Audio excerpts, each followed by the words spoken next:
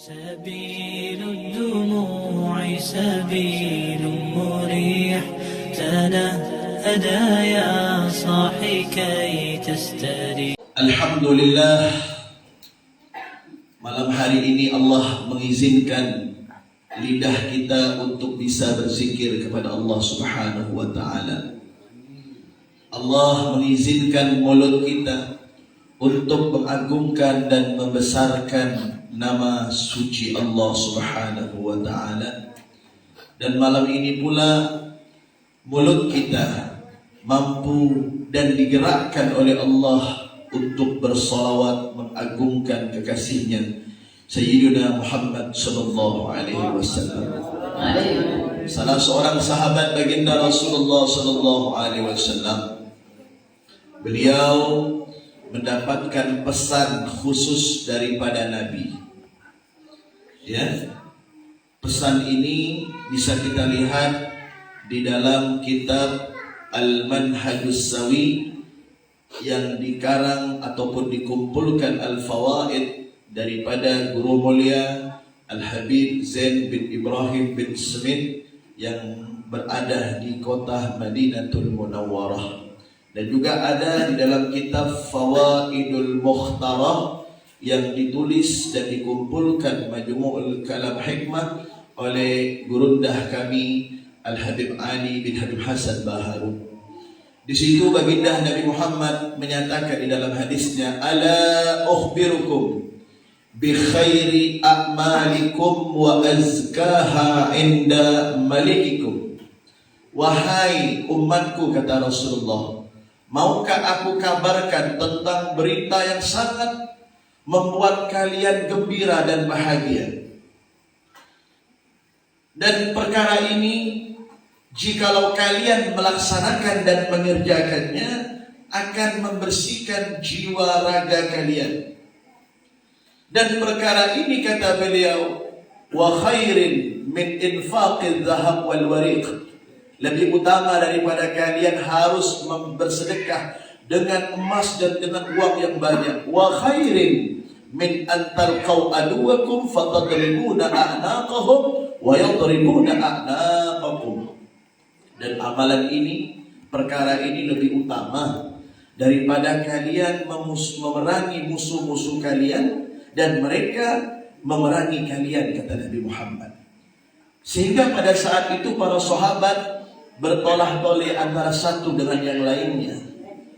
Tolah-tolehnya para sahabat ini, mereka merasa takjub. Perkara yang baru mereka dengar, pesan Nabi yang baru disampaikan dan didengar oleh mereka, sehingga membuat semangat mereka ini betul-betul menggelora. Dan di antara mereka bertanya kepada Nabi Muhammad SAW, bala ya Rasulullah. Qalu bala ya Rasulullah. Mereka sempat mengatakan, iya wahai Nabi Muhammad, apakah gerangan yang akan anda sampaikan? Amalan apa itu ya Rasulullah? Maka Nabi tersenyum. Kemudian Nabi mengatakan, zikrullah, ingatlah kepada Allah, sering-seringlah berzikir kepada Allah Subhanahu wa ta'ala. Ungkapan zikir, ya, yang kita lantunkan, yang kita baca, yang kita agungkan untuk Allah dan untuk Nabi Muhammad SAW secara otomatis, itu adalah perkara yang paling agung, yang paling terdahsyat yang kita lakukan. Dan itu yang membuat Allah semakin dekat dan semakin cinta kepada kita. Sehingga sahabat selalu meminta nasihat kepada Nabi. Mereka mengatakan, akhbirni bi'amalin atashabbatu bih. Wahai baginda Rasul, beri aku tahu tentang satu amalan yang membuat aku ini semakin dekat kepada Allah, yang membuat aku ini semakin rindu kepada Allah, yang membuat aku ini tidak jauh kepada Allah dan Allah dekat kepadaku. Apa kata Nabi Muhammad? Nabi Muhammad menunjuk kepada lisan sahabat tersebut, la yazalu lisanuka rabban min dzikrillah. Hendaklah lidahmu selalu kau basahi dengan selalu mengagungkan nama suci Allah Subhanahu wa ta'ala. ketenangan yang kita rasakan, yang kita dapatkan, tidak bisa diukur dengan yang ada di dunia ini. Maka sangat-sangat begitu keliru jikalau orang mencari kesenangan, namun kesenangannya bersandar kepada manusia, bersandar kepada harta, bersandar kepada jabatan, bersandar kepada kekuasaan, bersandar kepada ketenaran nama, bersandar dengan besarnya nama. Maka itu sangat keliru. Kesenangan yang dicari oleh orang-orang yang beriman, sebagaimana Allah menyatakan, alladzina amanu wa tatma'innu qulubuhum bi dzikrillah, ala bi dzikrillah tatma'innul qulub. Orang-orang beriman itu mencari ketenangan dengan mengagungkan, berzikir, menyebut daripada nama-nama suci Allah. Ala bi dzikrillah, hanya saja dengan mengagungkan nama Allah, hatimu akan tenang. Maka dikatakan, faman i'tamada faman i'tamada 'alan nas, faman i'tamada 'alan nas mal. Barang siapa yang bersandar kepada manusia, maka dia akan bosan. Faman i'tamada 'ala malihi qal. Barang siapa yang bersandar kepada hartanya, maka harta itu akan berkurang. Faman i'tamada 'ala sultanihi dzal. Barang siapa yang bersandar kepada sultannya, maka akan hina. Faman i'tamada 'ala ajlihi ikhtal.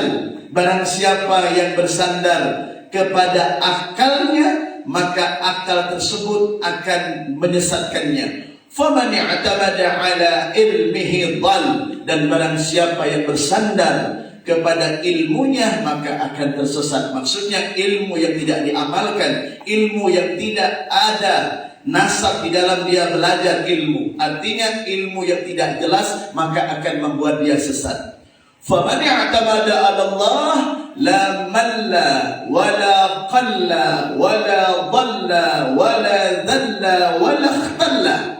Barang siapa yang bersandar kepada Allah Subhanahu wa taala, tidak ada yang namanya sesuatu yang bosan, yang rugi, yang menyesatkan, yang menghinakan, yang membuat bosan, semuanya hilang. Falidzalik, kata para ulama, oleh karena itu, i'tamidu ala man istahaqqu ala i'timadih. Kalau seperti itu, maka kalian bersandarlah kepada sesuatu yang pantas untuk kita sandarkan, yaitu Allah Subhanahu.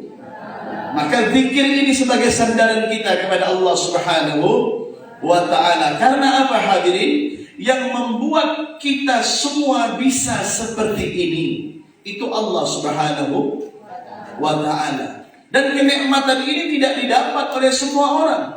Kita bisa berkumpul di aula Pondok Pesantren Al-Mizan Balai Karangan, bersama ketua yayasan, bersama pengasuh, bersama para asatidah, dan mungkin ada ustadzah, orang-orang soleh, para habaib khususnya. Ini semuanya adalah orang-orang yang dipilih oleh Allah Subhanahu wa ta'ala. Terlebih-lebih pada malam Jumat ini adalah Sayyidul Ayyam, Lailatul Gharra, Lailatul Mudhmirah, Lailatul Zahra. Malam yang penuh dengan keberkahan, malam di mana semua amal kita, Bapak Ibu, itu dipertunjukkan kepada Allah, dipertontonkan, dilihatkan kepada Gusti Allah dan kepada Nabi Muhammad SAW. Apa yang disampaikan oleh Nabi, tu'radu a'malukum fi lailatul jum'ah. Amal kalian dipertunjukkan kepadaku pada malam Jumat, dalam riwayat fi yaumil jum'ah. In wajadtu khairan hamidullah wa in wajadtu syarran istaghfartullah. Jikalau aku mendapatkan amal kalian di malam Jumat ini dalam keadaan baik, maka aku berterima kasih kepada Allah atas usaha dan upaya ketaatanmu kepada Allah untuk menjadi hamba yang baik.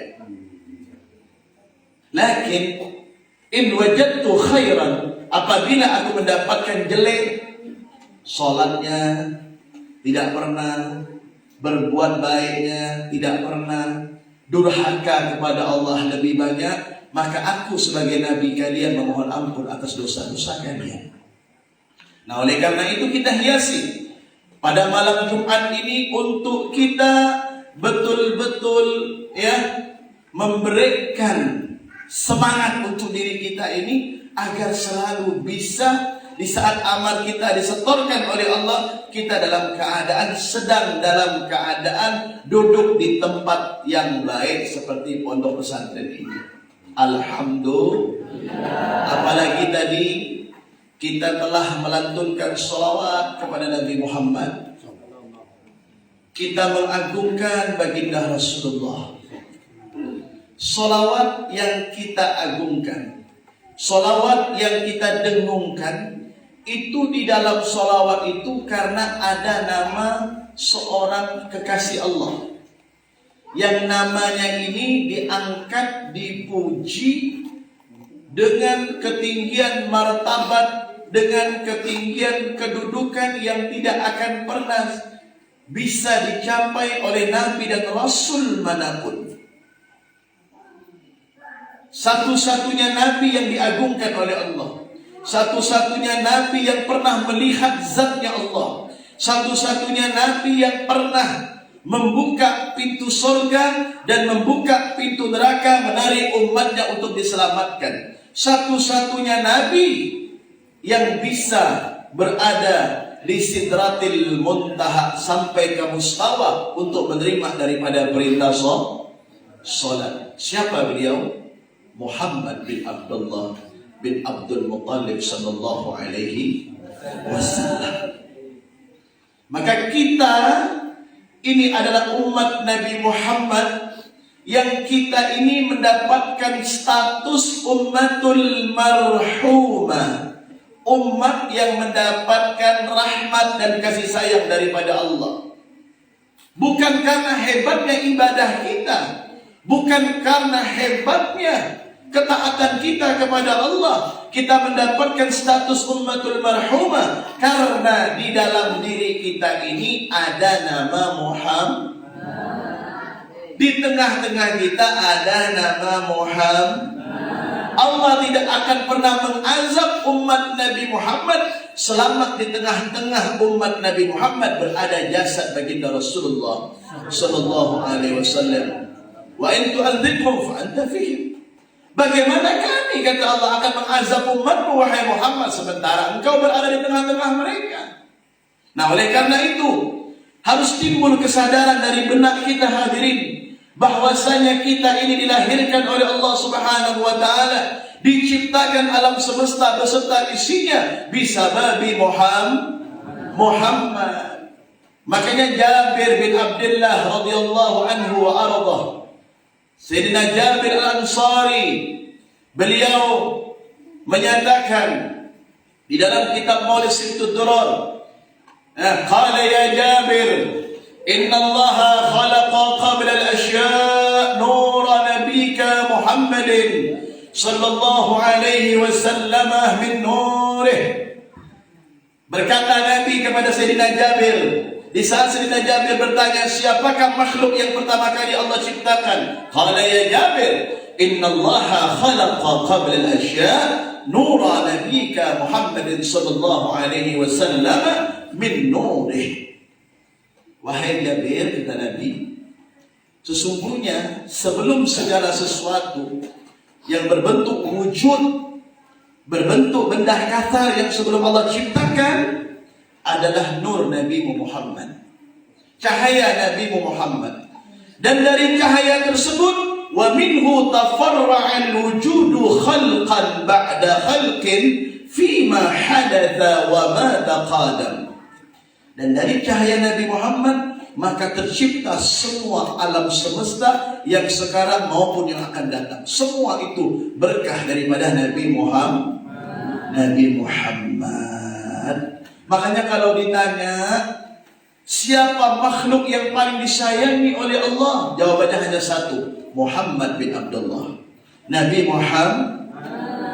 Muhammad. Tidak ada makhluk yang disayangi kecuali beliau, baginda Rasulullah sallallahu alaihi wasallam. Dan apapun yang bersandar dengan Nabi Muhammad, yang mengikuti Nabi Muhammad pasti akan disayangi oleh Allah Subhanahu wa taala. Kita tahu sendal, Bu? Ibu tahu sendal? Sendal kalau kita yang pakai tidak memiliki nilai. Tetapi kalau sendal yang dipakai oleh Nabi Muhammad, maka sendal itu akan menjadi mulia. Beberapa waktu yang lalu Bapak Ibu, saya diundang di Kabupaten Ketapang untuk mengisi tausiah yang judulnya Artefak Baginda Rasulullah. Peninggalan ataupun atribut-atribut yang pernah dipakai oleh Nabi, dan itu sudah dites keasliannya, Pak. Itu sendal terompah Nabi Muhammad, dimuliakan, dijaga ketat. Kenapa? Karena sendal tersebut pernah melekat kaki Nabi Muhammad sallallahu alaihi wasallam. Kalau sendal kita tidak akan pernah berarti. Mungkin hanya orang memuji karena harganya mahal, Pak. Karena mungkin harganya mahal. Tapi sendal Nabi Muhammad mungkin kalau kita lihat biasa, tetapi yang memakai adalah orang yang luar biasa di mata Allah, maka memiliki nilai yang tidak bisa diukur dengan dunia beserta isinya. Itu baru sendal. Makanya di dalam riwayat itu Nabi Muhammad mengatakan dalam hadis qudsi, laulaka ya Muhammad ma khalaqtul aflaq. Allah menyatakan, kalau bukan karena baginda Nabi Muhammad, maka Allah tidak akan ciptakan alam semesta ini. Kalau bukan karena Nabi Muhammad, Allah tidak akan ciptakan kita di manusia. Allah tidak akan ciptakan makhluk-makhluk yang lain beserta isinya. Tidak pernah Allah akan ciptakan. Semua karena Nabi Muhammad.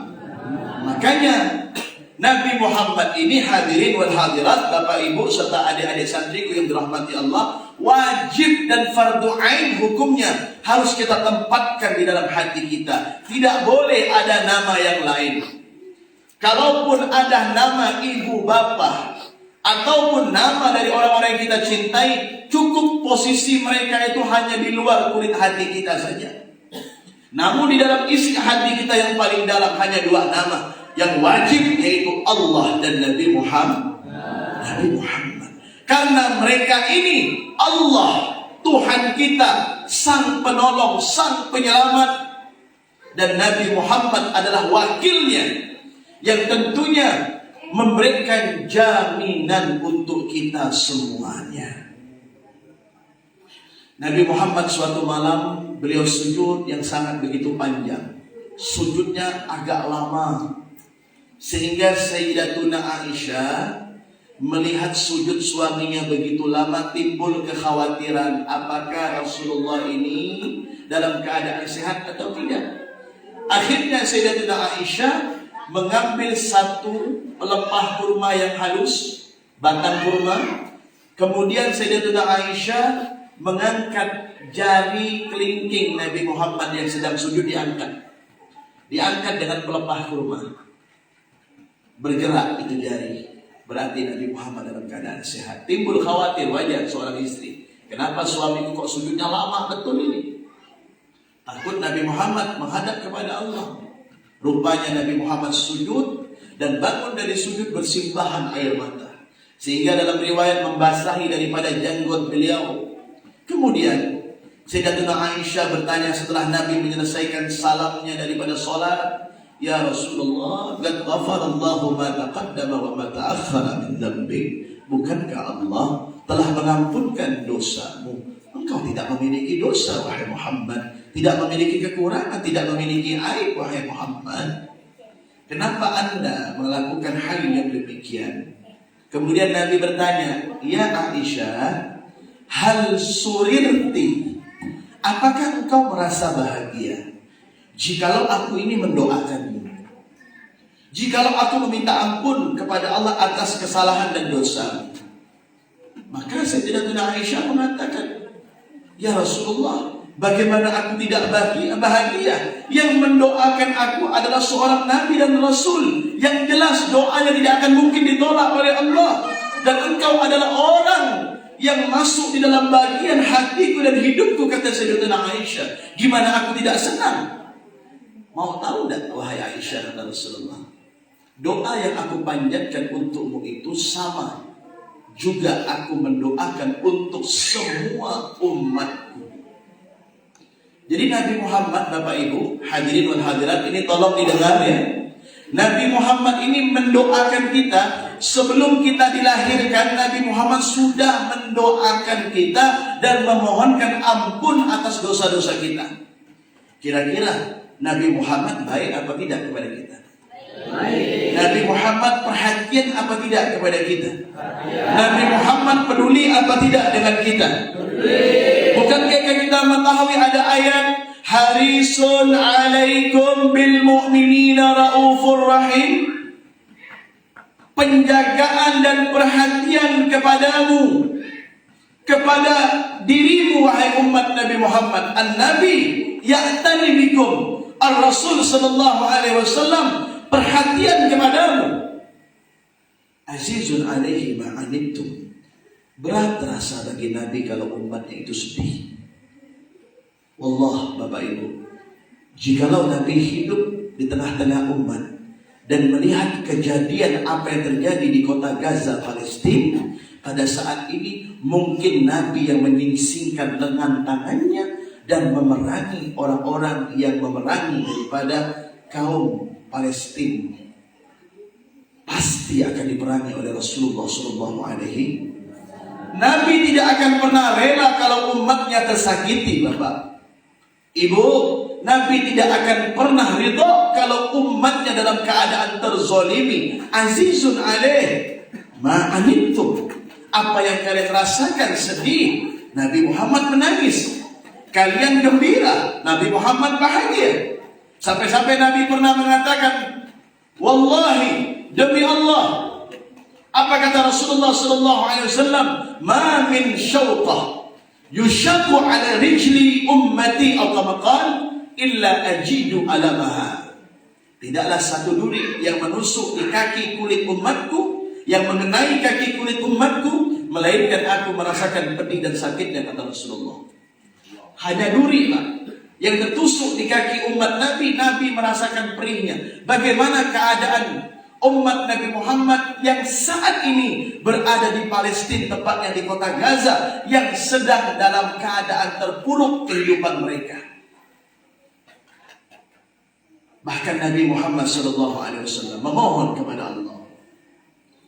Manakala semua Nabi telah melontarkan doanya, doa sapu jagatnya, doa yang betul-betul mustajab kepada Tuhannya dan dikabulkan oleh Allah, Nabi Muhammad tidak menyampaikan doa tersebut, disimpan oleh Nabi Muhammad itu doa. Maka Al-Imam As-Suyuti, pengarang daripada tafsir Jalalain, beliau mengatakan di dalam tafsirnya, Allah pernah menawarkan, wala sawfa yu'tika rabbuka fataradah. Maka apapun yang diminta oleh Nabi Muhammad sampai Nabi Muhammad itu ridha akan dikabulkan oleh Allah. Apa permintaan Nabi, hadirin?